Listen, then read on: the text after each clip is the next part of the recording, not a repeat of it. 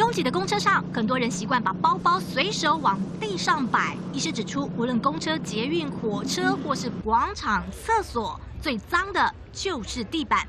因为人在咳嗽或是打喷嚏时，自然的动作会往前向下，飞沫病毒必定溅满地板。东西接触到地板，那你这个东西又是你可能之后会去摸的东西，那其实你手上可能就会有病菌感染了。